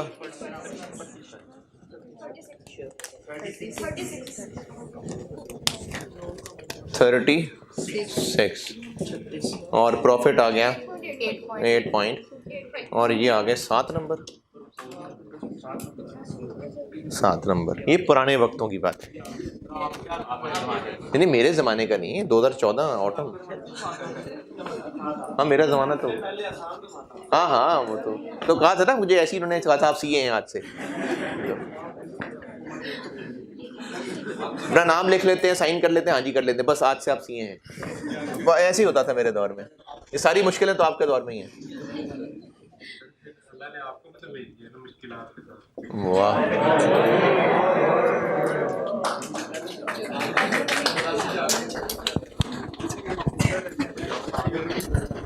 ब्रेक इवन सेल्स और मार्जिन ऑफ सेफ्टी, इसका या इसका? ये तो ऑलरेडी गिवन है, तो अबव मेजर्स के बाद यानी इसका, तो ब्रेक इवन CS रेशियो निकलेगी, ये फिक्स कॉस्ट है, और ब्रेक इवन निकल आई, मार्जिन ऑफ सेफ्टी 185 में से ब्रेक इवन माइनस में कर लें।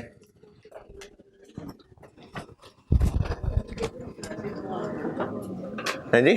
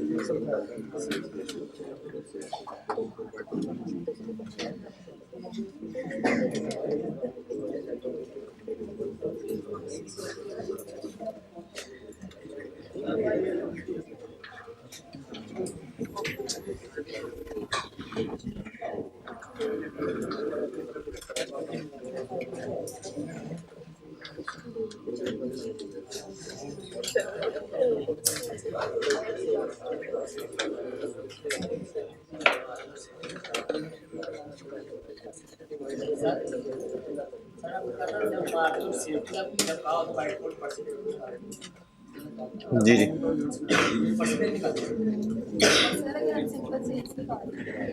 गलत नहीं होना चाहिए।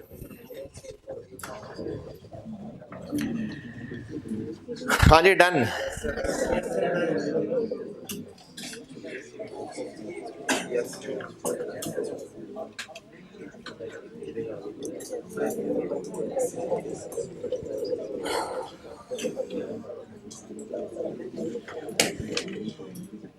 अच्छा, अभी मेरी लिस्ट में कुछ 3 सवाल हैं और बस नहीं है, 3 सवाल हैं, तो तैयार है ना? है? नहीं, ब्रेक करूंगा ना बीच में।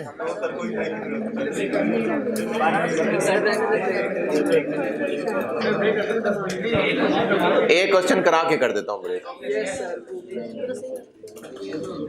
स्प्रिंग 14 क्वेश्चन नंबर 5 पढ़ लें, ये करके ब्रेक कर लेते हैं। चले, spring 2014 question number 5। Spring 14 question number 5। और ऑनलाइन में अगर कोई अभी तक ढूंढ रहा था कि मैंने कौन सा सवाल किया था पहले वाला, तो ये क्वेश्चन नंबर 2 था। ऑटम, वो काले में लिखा ना, मैंने कहा नीले में भी लिख दूं ये।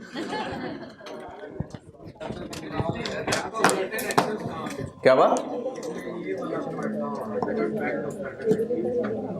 मैं प्रपोज सिनेरियो क्या था?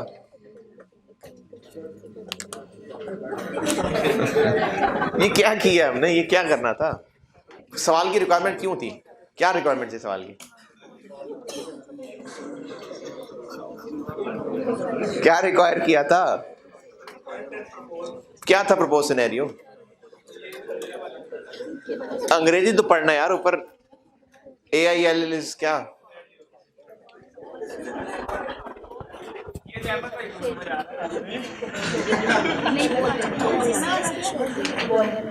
AIL के बाद आगे क्या है?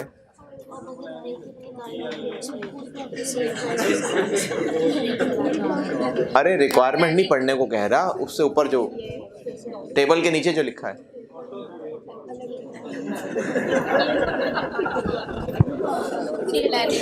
ऊपर वाले टेबल के नीचे लिखा हुआ है AIL is planning to increase capacity utilisation through the following measures.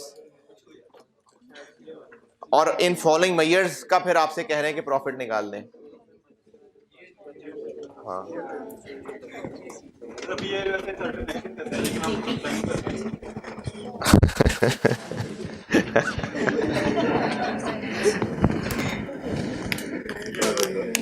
Certain actions और की हेडिंग बना लेते हैं भाई देखो, मैनेजमेंट ने एक्शन सोचे हैं कि हम यही एक्शन करने वाले हैं, और पूछा है कि इसका बताएं प्रॉफिट कैसे निकलेगा, तो यही हेडिंग दी है मैंने, इफेक्ट बताना है सर्टेन एक्शंस का। नहीं, एतराज है?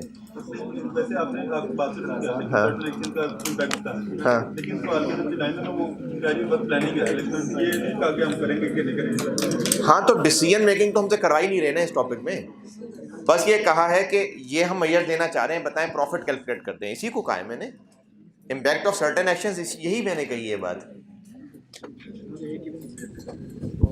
स्प्रिंग 14 क्वेश्चन 5 पढ़ लीजिए, मैं करता हूँ बोर्ड पे।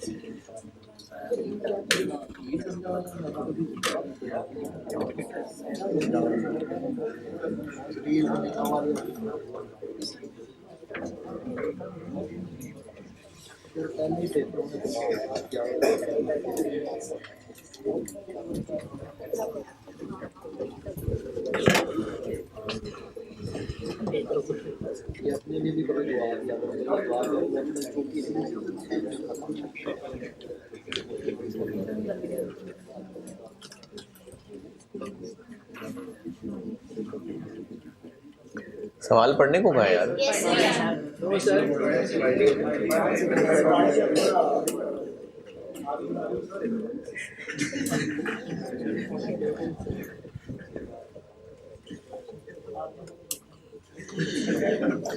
सवाल पढ़ ले।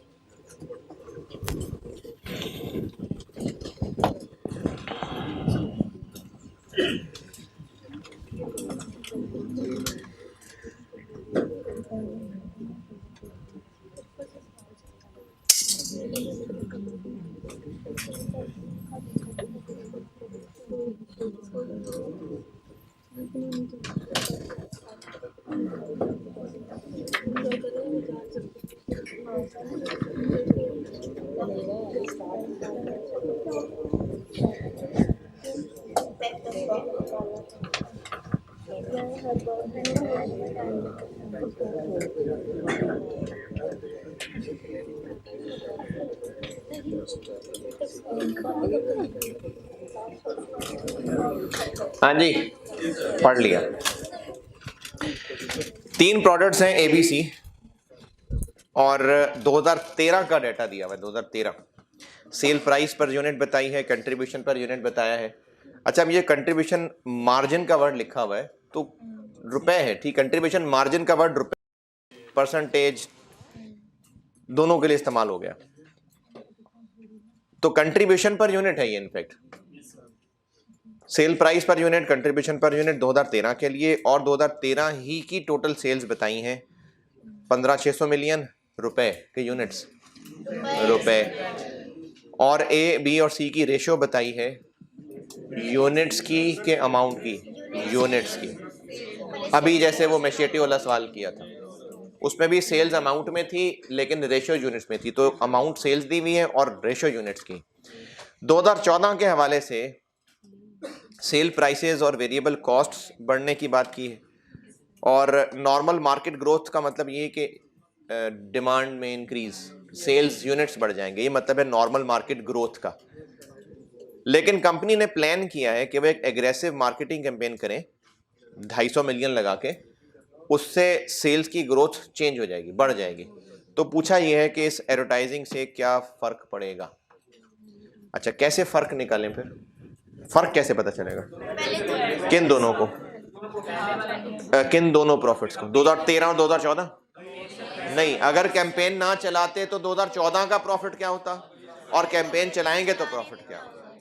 ठीक है, तो हमें 2 प्रॉफिट कैलकुलेट करने, और दोनों ही 2014 के, 2013 के नहीं। ठीक है जी। इस पे करते हैं बात, इस पे बात करते हैं। सवाल की अप्रोच आई समझ कि हमने 2014 ही के प्रॉफिट्स निकालने हैं, एक बार इग्नोरिंग एडवर्टाइजमेंट और एक बार एक कंसिडरिंग एडवर्टाइजमेंट। जी जी,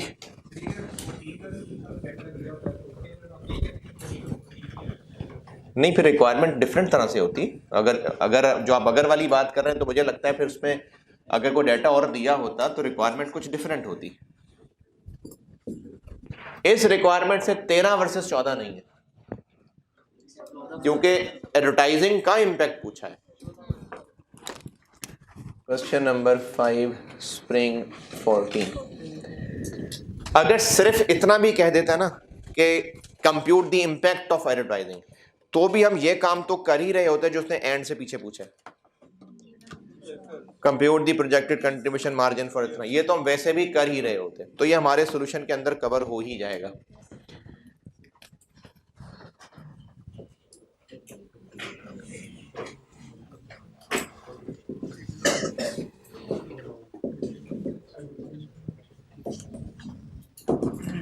प्रॉफिट निकाल रहा हूं इग्नोरिंग एडवर्टाइजमेंट, और एक प्रॉफिट निकाल रहेंगे considering advertisement, ignoring advertisement. Profit निकालने के लिए sales, contribution, fix cost. Fix cost तो कोई है ही नहीं सवाल में, तो बस सेल्स और वेरिएबल कॉस्ट। और सेल्स और वेरिएबल कॉस्ट दोनों लाइनें अलग अलग लिख लें या डायरेक्टली कंट्रीब्यूशन ही लिख लें, क्योंकि कंट्रीब्यूशन पर यूनिट है तो सही। अलग अलग लिखना है, अलग अलग लिख लें, कोई मसला नहीं है। हाँ तो ठीक है, लिख लेना अलग अलग।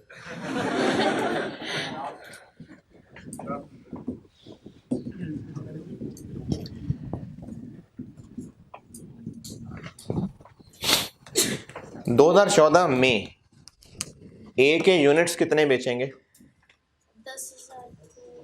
जो अमाउंट थी उसको डिवाइड करने के पर यूनिट से तो फिर यूनिट्स आ जाएंगे। यूनिट्स तो नहीं बताए, लेकिन इतना पता है कि कितने % यूनिट्स बढ़ जाएंगे। तो हमें पहले 2013 के यूनिट्स निकालने पड़ेंगे। तो हमें A, B और C के यूनिट्स भी चाहिए और कंट्रीब्यूशन पर यूनिट भी चाहिए।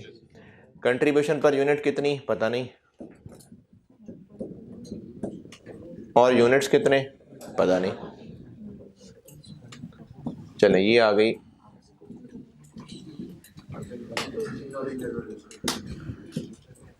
ये आ गया प्रॉफिट इग्नोरिंग कंट्रीब्यूशन, ठीक है। Yes, sir.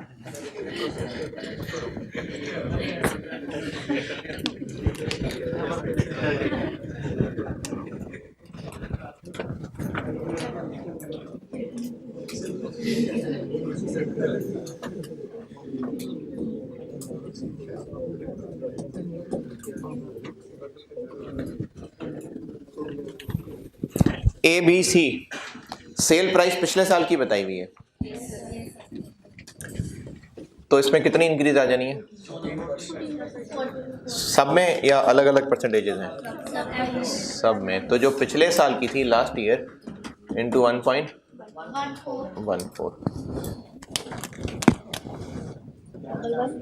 Double one 9120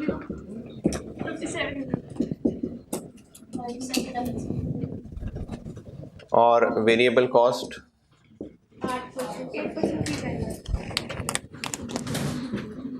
last year LY last year जितनी भी थी, 1.0 ए की लास्ट ईयर वेरिएबल कॉस्ट कितनी थी? 5000। ये जो 5000 दी हुई है ये नहीं, इनका डिफरेंस, तो उस 5000 को 1.08 कर लें।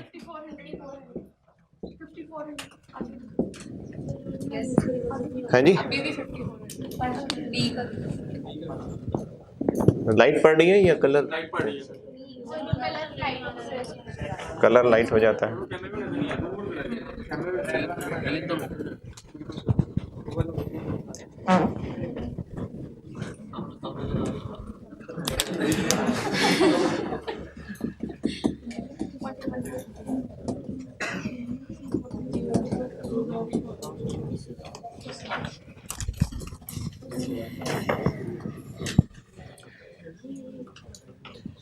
दो 2013 में बी की सेल प्राइस 8 और कंट्रीब्यूशन 3 से पता चल रहा है कि वेरिएबल 5000 थी,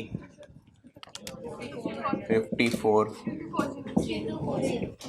और सी की सेल प्राइस 5 और कंट्रीब्यूशन 2 से पता चल रहा है कि वेरिएबल 3000 थी, 3240।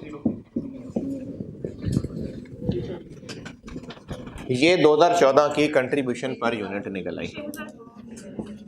3720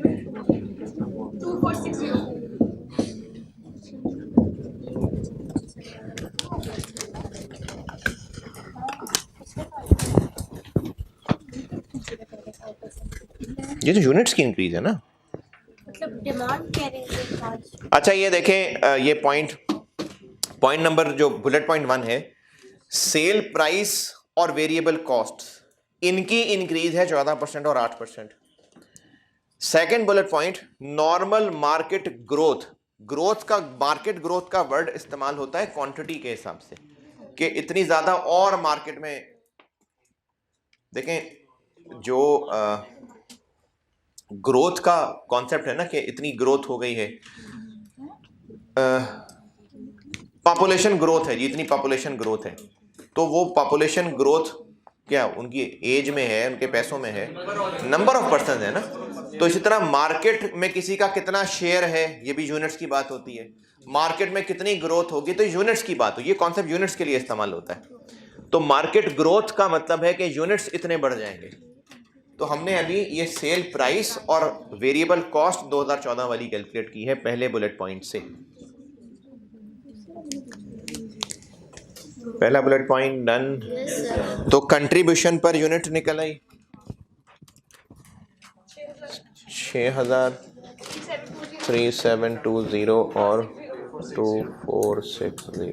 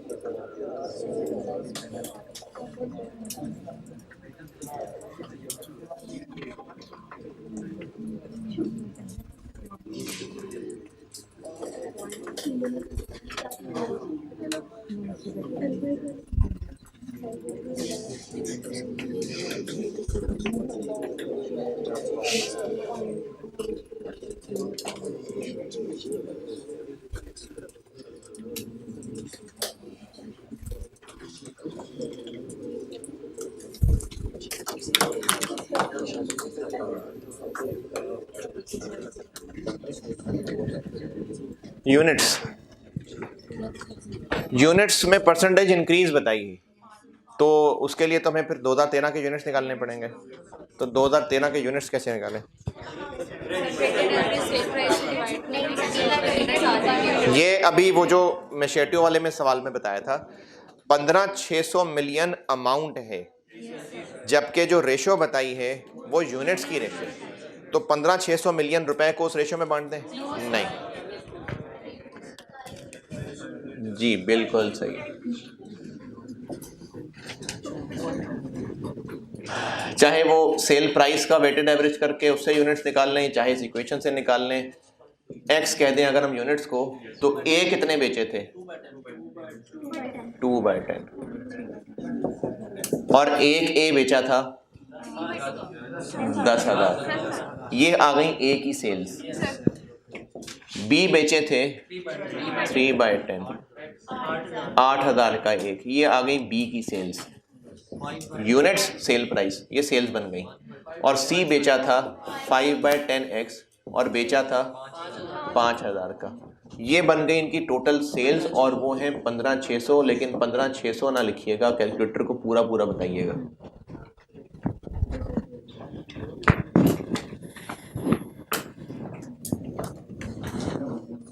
यहां से निकलेंगे टोटल यूनिट्स।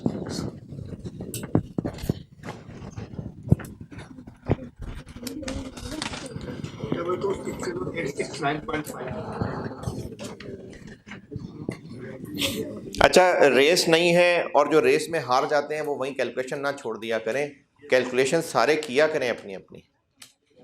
जो जल्दी कर लेते हैं, जल्दी बता देते हैं, आप सब अपनी कैलकुलेशन पूरी किया करें।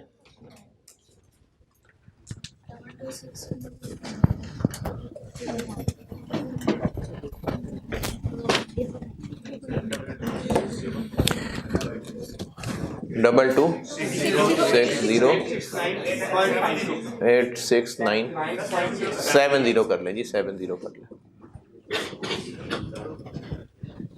जी जी। क्या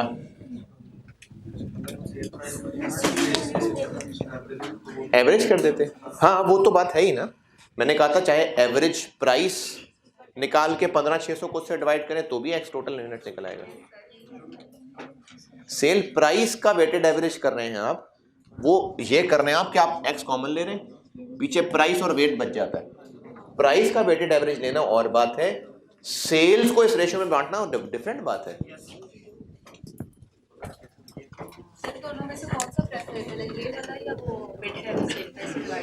आप ऐसे कर लें अगर इक्वेशन बनाने में कोई मसला नहीं है तो, और अगर एवरेज सेल प्राइस निकालने में मसला नहीं तो वैसे करते हैं। नहीं, दोनों एक ही बात है। एवरेज प्राइस निकालना यही है, बस एक्स कॉमन लेके जो अंदर बच रहा है एवरेज प्राइस ही निकल रही है जी। जी यही कर रहे हैं, अभी टोटल यूनिट्स निकले हैं।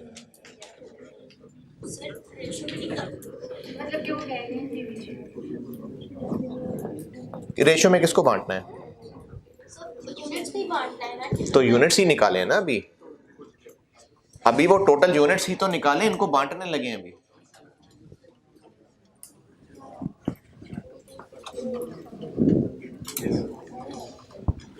यूनिट्स ही निकाले ना अभी, टोटल यूनिट्स निकाले हैं। अब इन टोटल यूनिट्स को ए बी सी में बांट दें,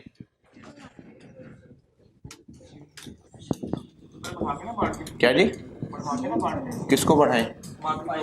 वो तो हर एक की अलग अलग भी हो सकती है, तो एडवर्टाइजिंग में तो अलग अलग है ना।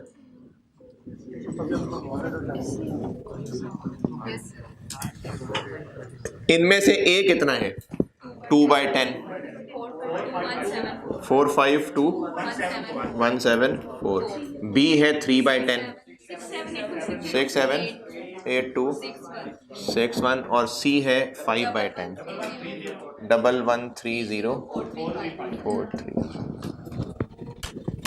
ये 2013 में जो इनके यूनिट्स बेचे थे ये वो हैं।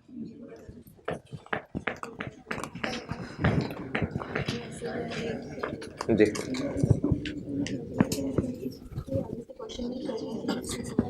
15,600 मिलियन को किस रेशो में बांट दें? हम रेवेन्यू को यूनिट्स की रेशो में बांट सकते हैं। ये 15,600 मिलियन रुपए पूरा रेवेन्यू है। जो यूनिट्स की रेशो होती है वही टोटल रेवेन्यू की भी रेशो होती है।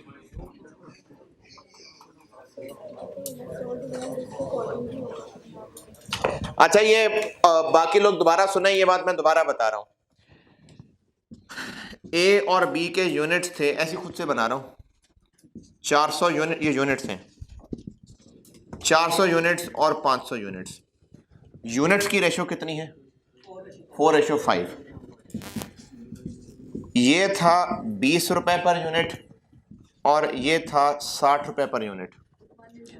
टोटल सेल्स क्या बन गई?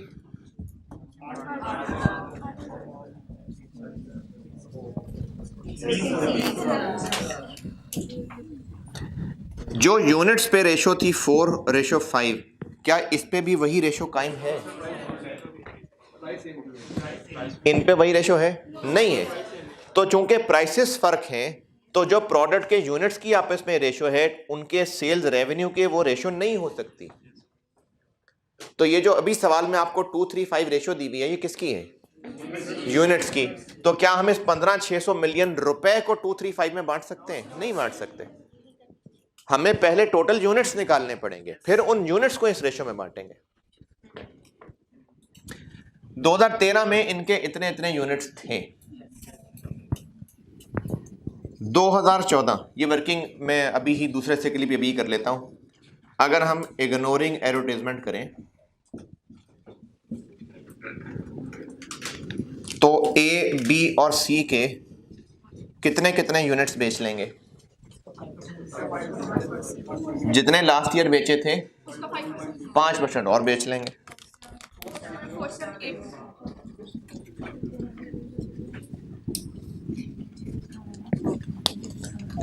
सेकंड बुलेट पॉइंट में लिखा हुआ है कि नॉर्मल मार्केट ग्रोथ 5% होगी। एडवर्टाइजमेंट करेंगे तो ग्रोथ चेंज है। तो मैं तो अभी इग्नोरिंग एडवर्टाइजमेंट सॉल्व कर रहा हूं, तो इसलिए 2013 में जितने बेचे थे 14 में उससे 5% ज्यादा बेच लेंगे। कितने? 474783 21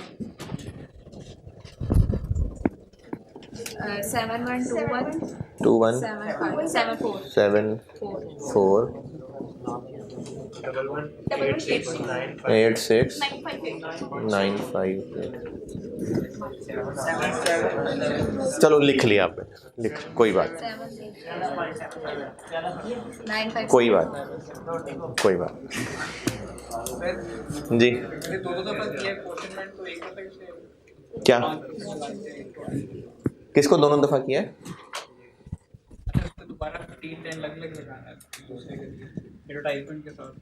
नहीं 2013 के ए, बी और सी निकल आए अलग।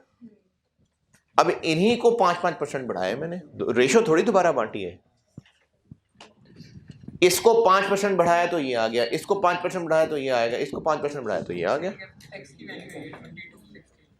क्या ये 2013 में जो टोटल यूनिट थे ये वो निकले हैं?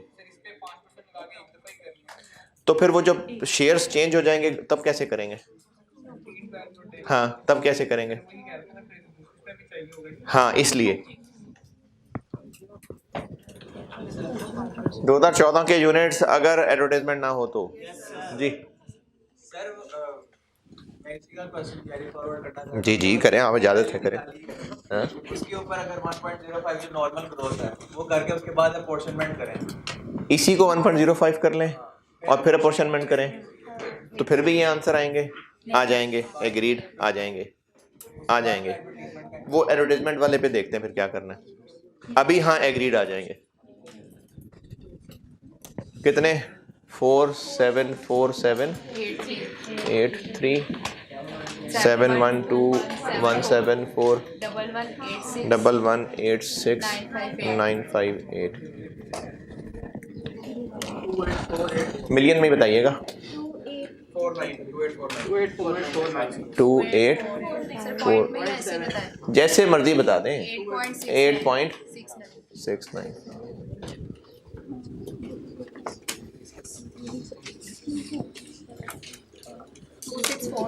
2649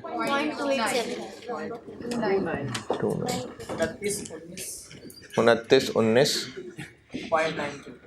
अशारिया अशारिया 91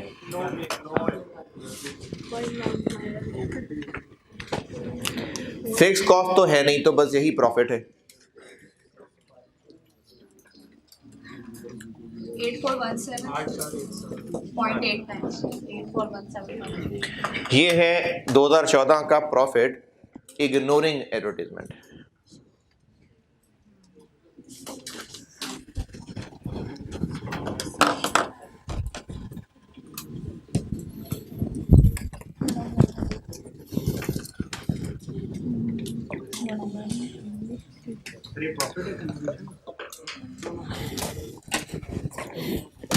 कंट्रीब्यूशन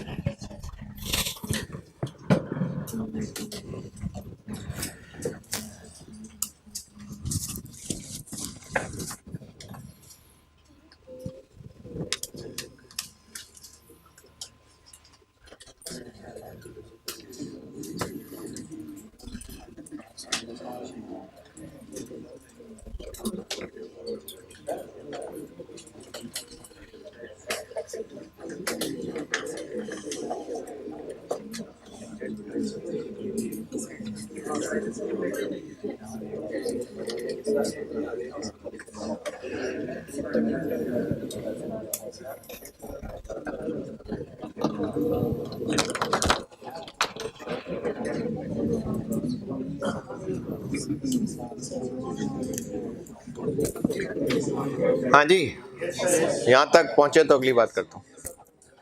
बस ये तकरीबन ख़त्म ही हो गया क्वेश्चन, फिर ब्रेक करते हैं। फिर क्या नहीं है, नहीं करनी ब्रेक?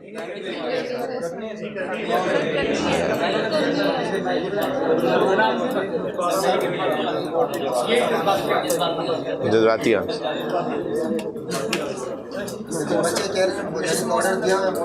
है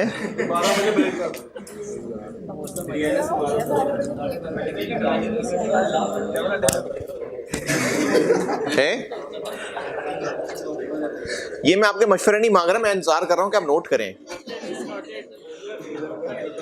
नोट हो गया।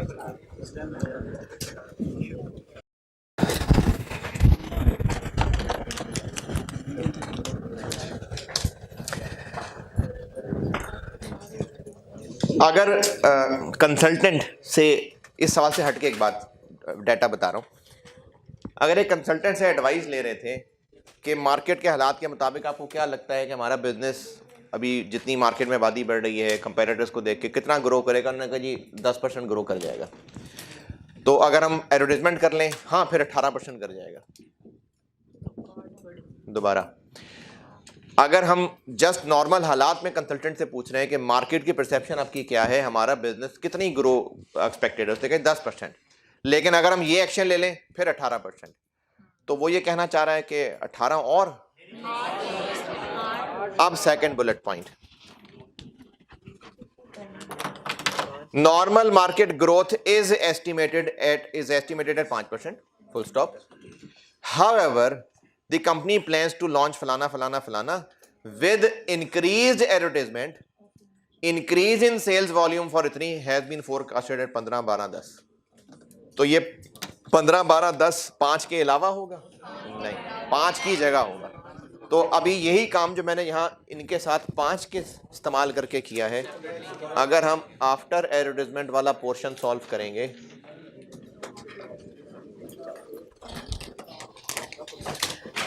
तो अब ए के लिए होगा लास्ट ईयर इंटू 1.15, बी के लिए लास्ट ईयर इंटू 1.2 और 1.2 और 1.1।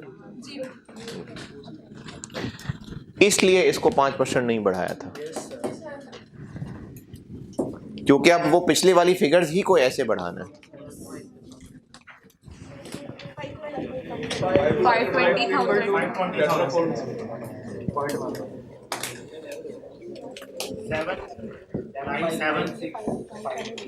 5 नहीं सर, ऊपर वाला भी गलत है। ऊपर वाला सही है, ये वाला गलत है। 7 5 7 5 9 6 5 5 2 2 1 2 4 3 4 7 9। यस नहीं सही, ठीक होगा।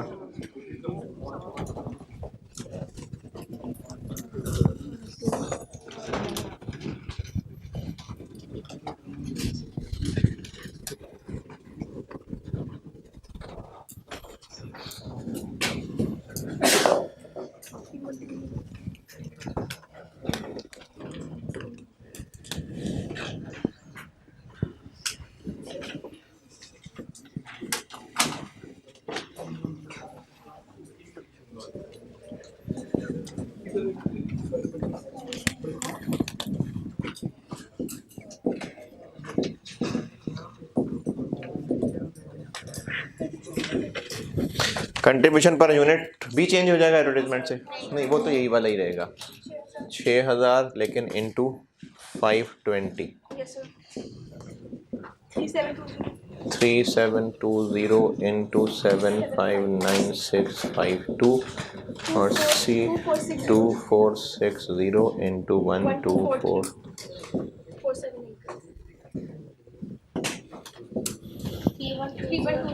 3120 2826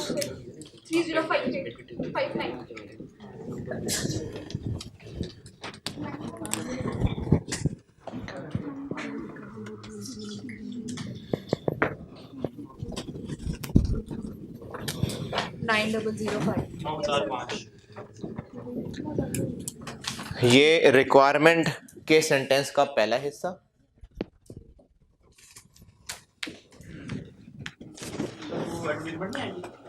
रिक्वायरमेंट के सेंटेंस का पहला हिस्सा हो गया। Total contribution for 2014। एडवर्टाइजमेंट कितनी होगी?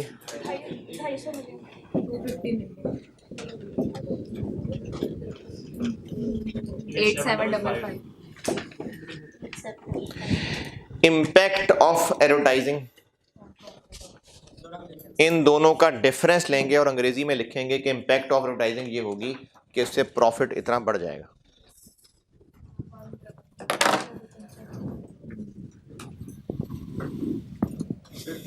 जी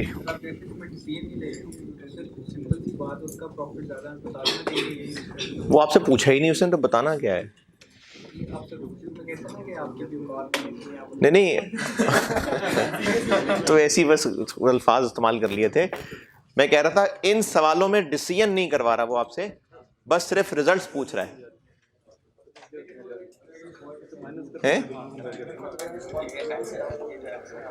कैसे पता चलेगा? ये कैसे पता चल रहा है कि डिसीजन मेकिंग का सवाल है कि नहीं है? कैसे पता चल रहा है? तो भाई ऐसे ही पता चलेगा। डिसीजन मेकिंग का सवाल कैसे पता चलता था डिसीजन मेकिंग का है? हाँ तो ऐसे ही पता चलेगा। तो सवाल पढ़ के ही पता चलेगा किस टॉपिक का है।